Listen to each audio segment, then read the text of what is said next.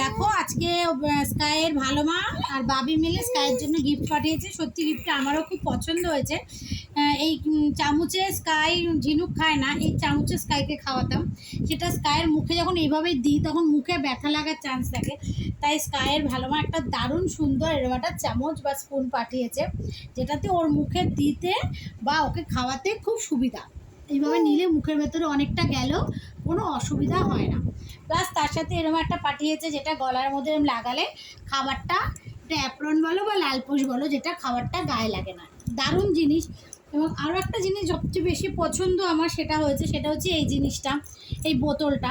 এই বোতলটাতে আমি জল নিয়ে যখন বসছি তখন বোতলটাতে আমার জল খাওয়াতে খুব সুবিধা হচ্ছে। আমি এইভাবে ধরছি তখনই স্কাইয়ের মুখে জলটা ডাইরেক্টলি এভাবে চলে যাচ্ছে।